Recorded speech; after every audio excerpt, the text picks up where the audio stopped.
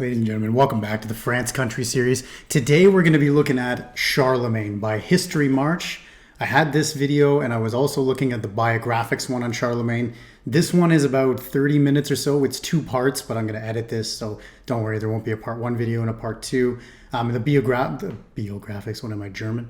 The biographics one was about 21 minutes, and it's from that bald guy with the beard who makes the ton of YouTube videos. So I figured, all right, let's look at HistoryMarche. It seems like more of a history focused channel, I suppose, for lack of a better word. Not to say the biographics channel is bad, but hey, I picked this one. I also consulted the people at Patreon to see what they thought about which video I should select. So if you're interested in going there, there's some exclusive videos. You'll get access to the poll, and you'll also see the France Country series list, where if you want to put in an extra video, you can let me know. Other than that, as I said before, I don't really know too much about this topic. So this will really be a true reaction video because this isn't a period of history that I'm terribly familiar with. And so yeah, without further ado, let's get into it. If you haven't already yet, please remember to comment, like, and subscribe. Let's go.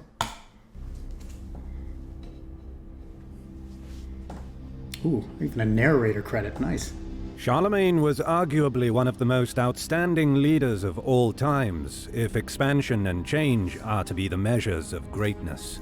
Indeed, Charlemagne, or Charles I, is acknowledged and celebrated as Charles the Great, the king, and later the emperor who united Western Europe in the Holy Roman Empire. Crowned king in 768, within 6 years he was celebrating the title of King of Italy. By 800, Pope Leo III declared him Emperor of the Romans. Wow. Fast. He extended his power and authority and unified Western Europe under his tutelage. The empire that died 3 centuries earlier was revived, restored, and adapted to meet the most expansive ambitions of the new dynasty. And just like Charlemagne possessed exceptional skills in running an empire, you too can acquire a very particular set of skills on Skillshare. Nice. Well, maybe not. Skillshare. I've never checked it out before personally, but if you have, go for it. I'm sure you've heard that one before. Let's keep going. Charlemagne was born around 747. His father Pepin the Short and his mother Bertrada of Laon were king and queen of the Franks, and Did he just call him Pepin the Short? till Pepin died in 768. What a terrible Pepin thing to be divided remembered his by. legacy between Charlemagne and his brother Carloman, who ruled jointly but controlled their areas of influence. Charlemagne inherited the outer part of the kingdom, including West Aquitaine, North Austrasia, and Neustria. At the same time, the younger brother took the inner part, including southern Austrasia, Septimania, eastern Aquitaine, Burgundy, Provence, and Swabia. Interesting. The So expectation was that each would continue to negotiate their responsibilities. However, suppose it Brittany's all still changed independent. with the death of Carloman in 771. Okay. While Europe Cool. had wallowed in darkness and despair, Charlemagne fixed the new beginning of a religious, educational, and cultural transformation. His first task was military expansion. He spent 30 years from 772 conquering new lands, spreading Christianity, and establishing unity under his protection. Charlemagne led battles, taking up his position as leader of the Skara, or military elite, throughout his campaigns. The first and most significant of Charlemagne's Cool. I like this map. crusades was the settling of the Lombards. The capture of the lands to the north of Italy bore additional responsibility because of assurances given by his father, Pepin. Okay, I have to ask, how do you get a name of Pepin the Short? Like, not Pepin the Great or Pepin the Magnificent or even Pepin the Terrible, I suppose, but Pepin the Short. Does that mean, like, I don't know, short-tempered, or is it just his height? What a terrible thing to be remembered by. And by the way, sorry for the lighting here. It's just sun's coming right through my window here. But I really want to know where he got that name from. Hopefully they talk about that here. In 771, the new Pope Adrian I demanded the return of lands, only to see King Desiderius of the Lombards retaliate and drive his way through papal cities onto Pentapolis and Rome. Adrian appealed to Charlemagne to support him and honor his father's commitments. He called a conference at Thionville, where Charlemagne threw his weight behind the Pope and demanded that Desiderius comply. The ensuing confrontation saw Charlemagne and Bernard advance across the Alps. Together they drove the Lombards back to Pavia before engaging with them and finally declaring their victory in 774. Cool. Charlemagne firmly supported the papacy, upholding his father's commitment and accepting the title of patrician in a visit to the Pope. He returned to Pavia in triumph, granting amnesty to those who opposed him and declaring his victory. His campaigning defined his future ambitions for territorial expansion and established his future relationship with the Church of Rome. Fascinating. So look at how much how much territory was controlled, although obviously, as it says here, not directly controlled under Francia, but wow, really, what an economic powerhouse that France, I suppose, at one point really was, controlling almost all of the modern Netherlands, a solid quarter of Germany, and then half of Italy. That's really quite impressive. That's a massive empire, if you think about it in that way. And then I wonder why is Brittany still considered, I think this came later though, right? I think in 1100 or so that Brittany was... Anyways, let's keep going.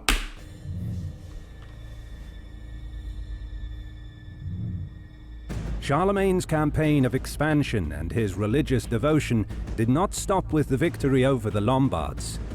In 773, he set his sights on conquering the Saxon lands and bringing the true Christian faith to the many Saxons and beyond. He conducted no less than 18 battles and persevered for over 30 years to achieve this goal. 30 years. His strength lay in his skills as a military leader and meticulous planner, and his investment in the preparation and training of his troops. His Saxon campaign spanned the Germanic lands. His first victory was against the Engrians in 773. However, stretching his armies too thinly halted his ambitions in the north for 2 years, while he consolidated his position in Italy. In 775, he regrouped and laid siege to Westphalia at Sigeberg. Charlemagne marched through Engria to the eastern borders with Eastphalia, claiming further victory over the Saxons and bringing the leader Hesse to the Christian faith. To establish... So they were pagan at this point, I suppose? I don't know what religion then the Germanic people would have fallen under at this point. So this is the year 770, 780 or so. I guess they would have been pagan at this point. I'm not really too familiar with this stuff, so maybe you can let me know in the comments below. Dominance over the area, he set up permanent bases at Sigeberg and Freiburg. Freiburg. But Charlemagne's interests in Italy made it difficult for him to consolidate his hold over Saxony. While he was busy crushing the Dukes of Friuli and Spoleto, the Saxons were rising in rebellion under the leadership of Widukind. Charlemagne returned not only to suppress the uprising in 776 and set up a new camp in Karlstadt, but to drive Widukind away to Denmark and absorb Saxony into the Frankish kingdom. He set up a new national assembly at Paderborn and began the conversion of the Saxons to Christianity. But Charlemagne's ambition did not stop there. He pushed forward to southern Germany, defeated the Avars and invaded northern Spain, driving the Moors into submission. By 800, he dominated an area over today's Germany, France, Switzerland, Belgium, the Netherlands, and parts of Austria, Hungary. So he owns... He owns half of Europe. So is Charlemagne one of the greatest European conquerors of all time? I mean, look at this territory. And Spain. Yeah, even parts here, like into Croatia, Slovenia, The Czech Republic, Slovakia, half of Hungary. Wow. Okay. That's insane. Even parts of Poland as well. I mean, I'm assuming that this is just influence and this isn't fully conquered, but wow. So this guy owns half of Europe. Okay, how did this empire fall exactly? He established a new united Europe under the spiritual ascendancy of Christianity. I mean, you might as well crown him king of Europe. The next significant event for Charlemagne was his coronation as Emperor of the Romans. In 795, Pope Adrian died and was succeeded by Pope Leo III. Leo, whose lack of popularity in Rome forced him to hide behind the protection of Charlemagne, was eager to retain papal authority within the expanding Carolingian Empire. It was a shrewd political move. By crowning Charlemagne as emperor, he set precedents for crowning all emperors and holding on to papal influence. At the same time, Charlemagne expanded his authority across the newly established Holy Roman Empire. On Christmas Day of the year 800, Charlemagne found himself in Rome. The tale goes that he knelt to pray at the altar of St. Peter's Basilica, and Leo placed a crown on his head, announcing Imperator Romanorum. In doing so, Pope Leo III declared the reign of Empress Irene of Constantinople to be unfounded, the Byzantine Empire to be without substance. Cool, I didn't know that. As historian James Bryce writes, when Odoacer compelled the abdication of Romulus Augustulus, he did not abolish the Western Empire as a separate power. Still, he caused it to be reunited with or sink into the Eastern, so that from that time there was a single undivided Roman Empire. Cool. Pope Leo III and Charlemagne, like their predecessors, held the Roman Empire to be one and indivisible, and proposed by the coronation of Charlemagne not to proclaim a severance of the East and West. Fascinating. It's all clicking together now, because I always wondered that, of how exactly did all this start and what is the break-off between the Byzantine Empire, well, basically the East and West, really. That's really cool. I didn't know all of this. This is fascinating. He declared himself surprised and unprepared for the accolade bestowed on him. Yeah, really. However, he soon adapted to the magnitude of his new role. His target was to embody the notion of continuous empire from Augustus to Constantine VI.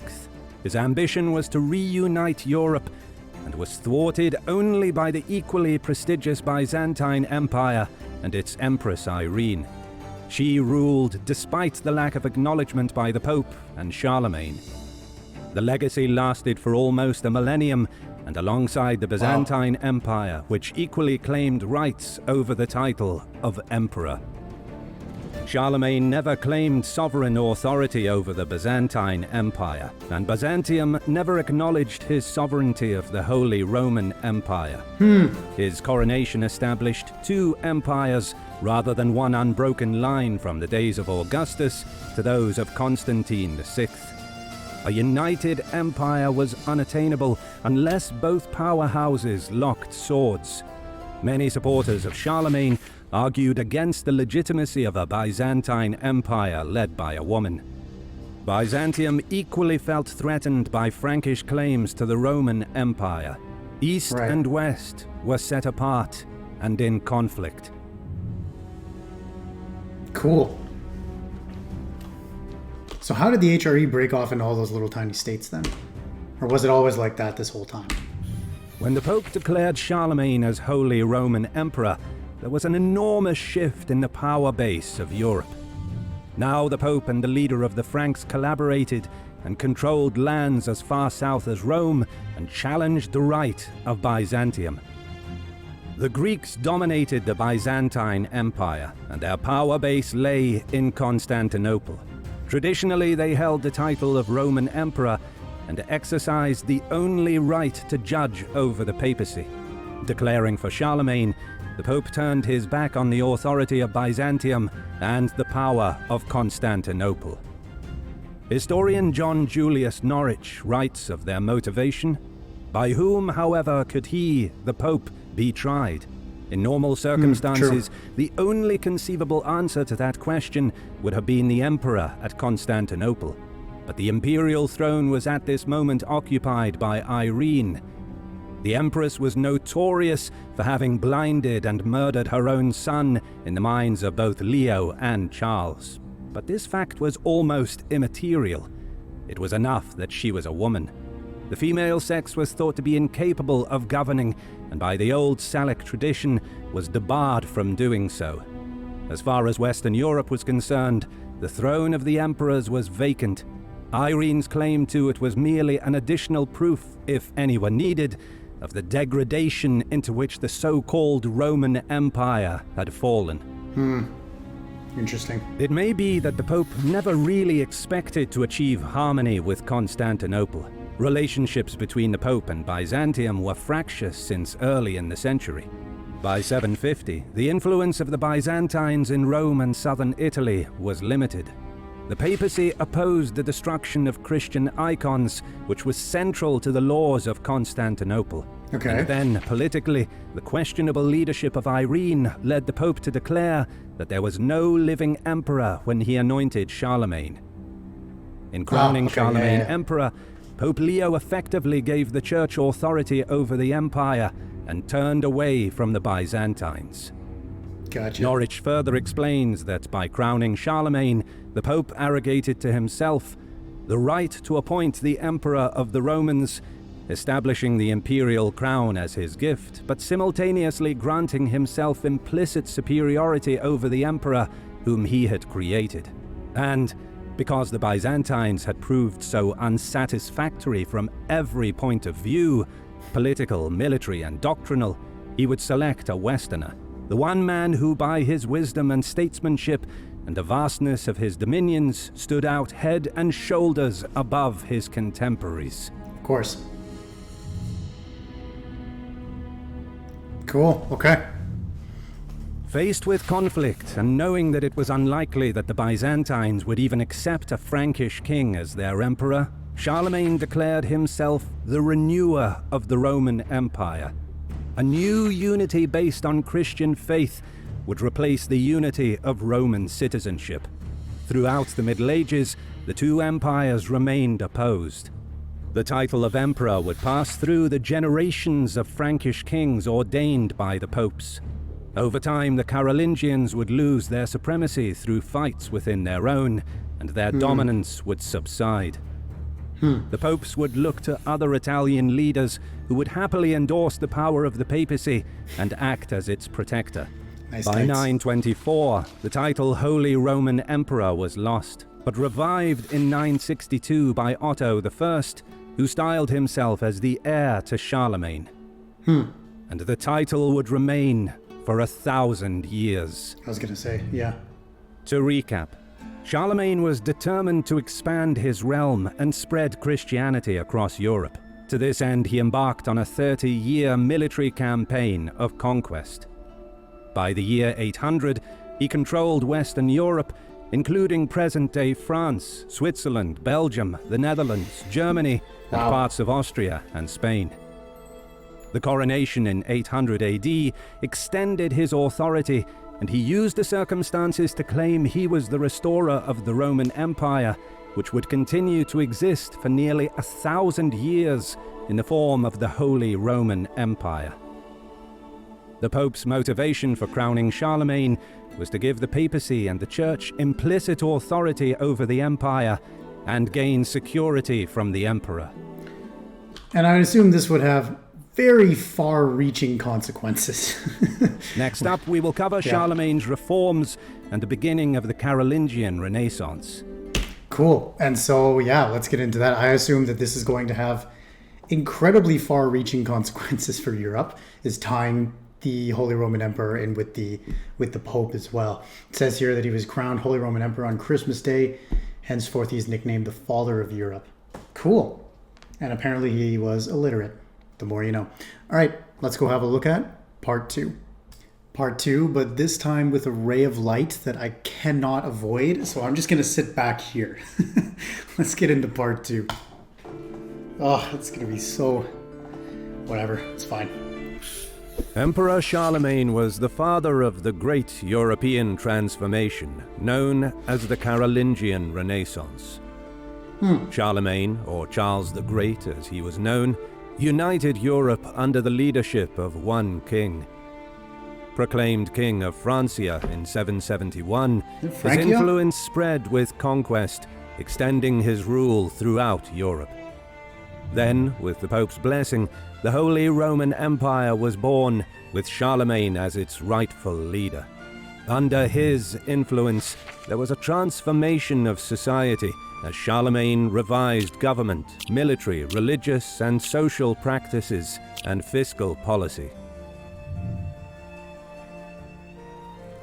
That's one thing that's interesting, is that I think that's what really defies the difference between historical leaders and historical military leaders, is that you think of someone like Napoleon, right, that just completely transformed French society overall, right? And apparently with someone like Charlemagne as well, that not only, modifies the military in a certain way, but also modifies the legal system, the financial system, and then the other factors that actually goes into everyday citizens' lives. So just sort of an open question here, but I wonder, how many leaders we remember as great did something in one specific area. For example, before he was, imagine if Eisenhower was never president, right? Would he just be remembered as someone who just had an effect on the military, and maybe he wouldn't be remembered as well? I don't know. Just an interesting sort of food for thought question, is that do great leaders always transform the societies, or do they just sort of focus on their one thing and transform that? And which ones are remembered for what? And I'm trying to avoid this light as much as I can. This video is brought to you by our friends over at CuriosityStream. As their longtime subscriber, I recommend their history. The Carolingian Renaissance was a time of significant change, as the vision of Charlemagne transformed Western culture. It is recorded in history as the first of the three significant medieval transformations responsible for advancing the arts, culture, and human endeavor. It universally metamorphosized literature, artistic excellence, architectural, legal, and religious studies. It reinvented the social and moral code throughout the Holy Roman Empire. See what I mean? Changing ideas and ideals were enthusiastically adopted amongst those who were part of the religious or social elite. At the same time, the new morality was visited on those of lesser status increasingly throughout the empire. Those in positions of power in the courts of the Carolingian domicile of Francia and those religious superiors applied their efforts and energy to educational and cultural advances. Cool. They developed writing skills and promoted a shared Latin language. They set about preserving religious and classical texts, copying them and encouraging everyday communication. Literature and the arts were essential, but at the core of their efforts was a desire to create a higher moral code, a moral regeneration based on a new rationale. That's cool. Charlemagne eagerly promoted learning throughout his empire. He celebrated the extraordinary power of education and its potential to shape civilization. He exalted literature, architecture, and art. Above all, his cultural and educational renaissance defined his rule, and not his bloody triumphs. His victories were more than military conquests. They were opportunities to spread a new culture of instruction and inquiry radiating from his Frankian center. See, and that's fascinating, and that's sort of what I'm talking about too. So I'm recently been reading about Mussolini's Italy, and just how it was basically the individual was supposed to be in the ideal sort of subservient to the state, right, et cetera, and everything like that. But there's not really this push for learning, right? There's sort of push for the new Italian man, the great Italian man, to basically be a military leader, right? And wasn't really pushing for the arts or the architecture or literacy, finance, whatever.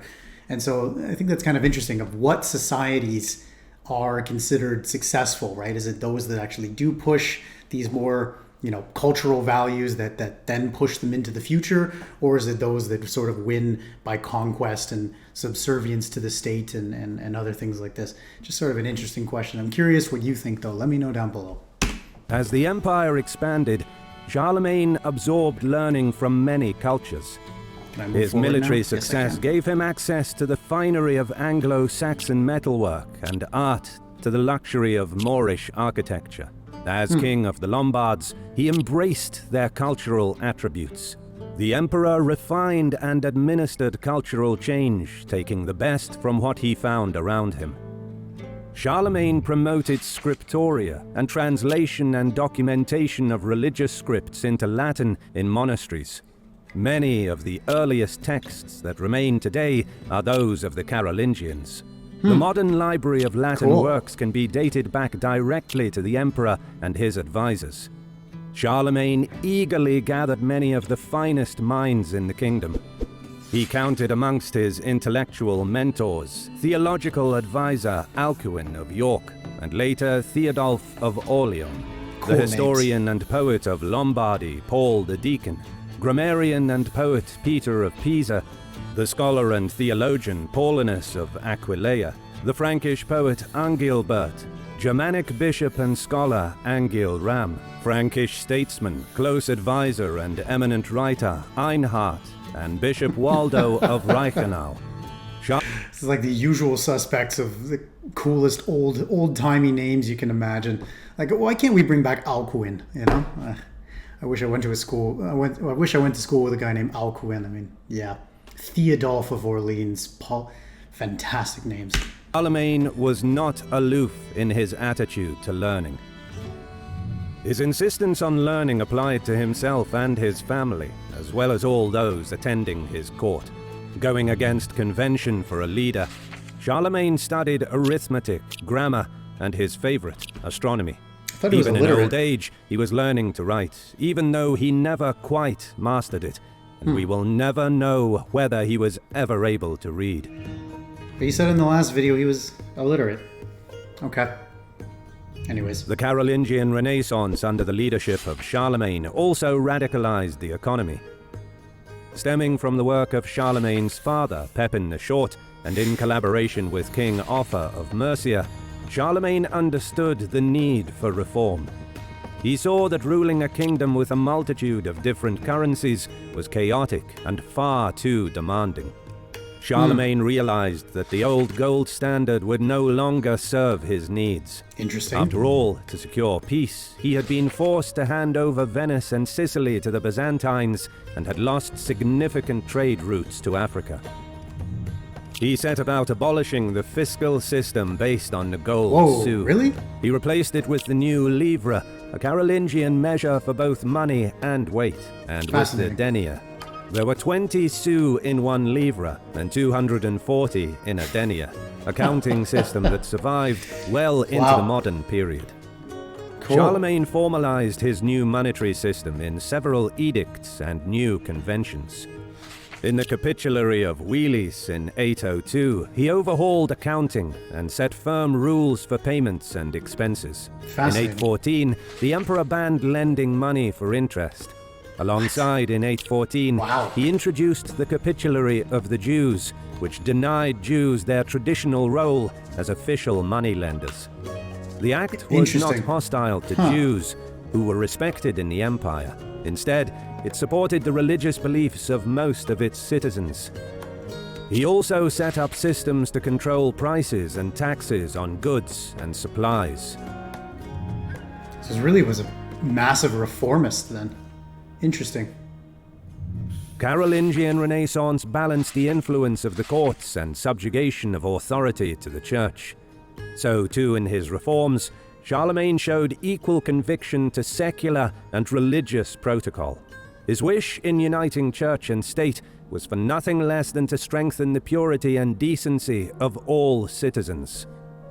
Charlemagne toughened the power base of the church, insisting on the morality of the clergy, their practices, and the exercise of faith.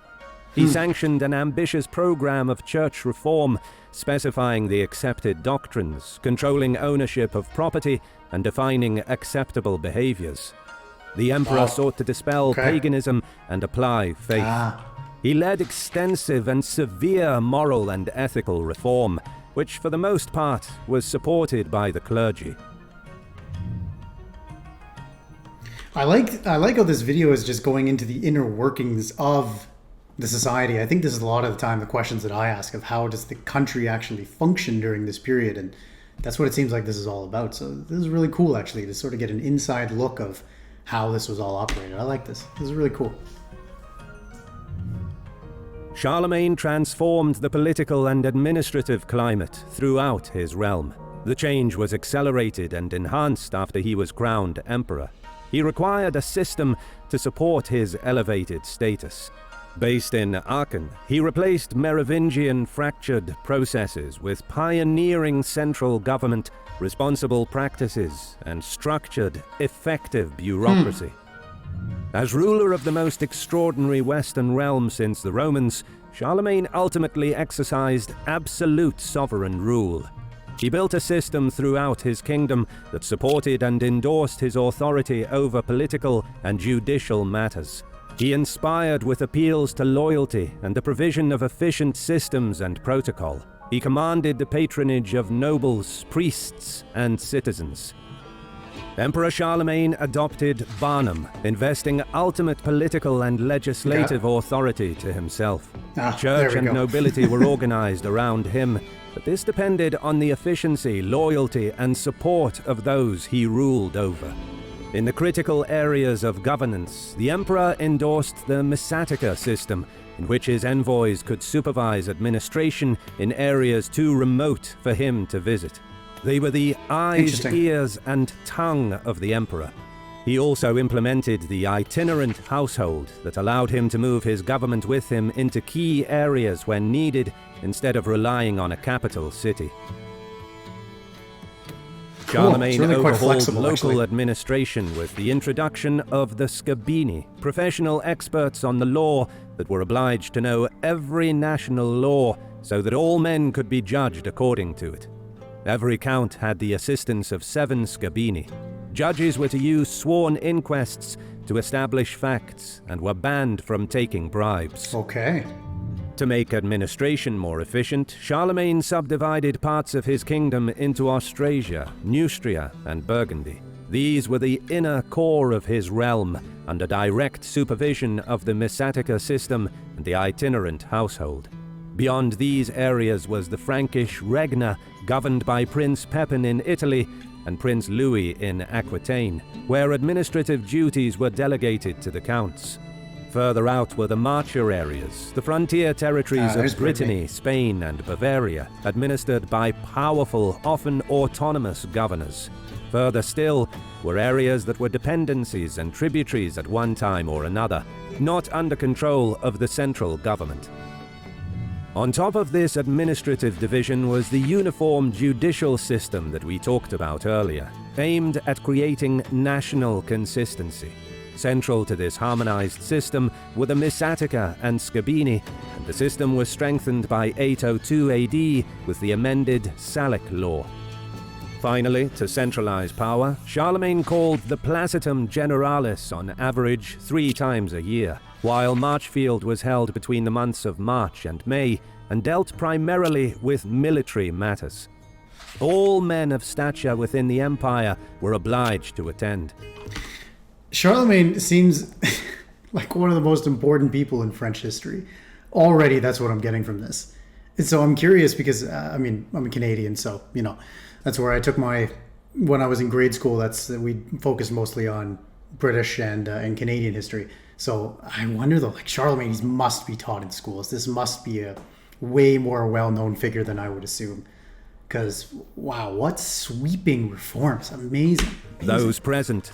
Although it's probably not all positive. There's probably some horrible things that did happen, but still, really, wow. What a reformist. Declared their support for the emperor and the empire. In these meetings, Charlemagne's views were made known and taken back across the realm. Military operations and problems within the empire were discussed. Legislative and judicial law was created, and the officials of the empire transcribed the proceedings in the text into chapters, or capitulaires. These were then marked with the signature and seal of Charlemagne. It was during these meetings that the early foundations Kind of a lame seal. were laid for many aspects of the modern Western way of life. Yeah. In summary, Charlemagne is known for his many reforms, including the economy, education, and government administration. Yeah, really. His rule ushered in the Carolingian Renaissance, a period of spirited cultural and intellectual activity within the Western Church. He focused intently on scholarship and the promotion of liberal arts at the court, making sure that his children and grandchildren were well educated and had studied himself. Charlemagne established a new monetary standard as well as a universal accounting system. He expanded church reform and strengthened its power structure, improving the skill and moral quality of the clergy, standardizing liturgical practices, improving on the basic tenets of the faith and morale, and rooting out paganism. Charlemagne's improvements on governance have been lauded by historians for instigating increased central control, efficient bureaucracy, accountability, and cultural renaissance. Thank you so much for watching. Yeah, wow. I mean, what an amazing figure. I wish, it's surprising that I'm surprising myself that I had known more about him. I'd heard the name, but I didn't know how important it was to European history. Really, one of the father of Europe, one of the founders, so to say, of Europe. Take that as you will. So let me know, as always, your thoughts in the comment section below. Super, super interesting. And let me know what you think. Are the great leaders of time those that are remembered more like Charlemagne when they reform multiple areas of a country or of a nation? Or would you say it's those that are really, really good at one specific thing and those are remembered more for great leaders? Let me know what you think below. Thank you very much for joining me. Take care, and I will see you guys in the next video.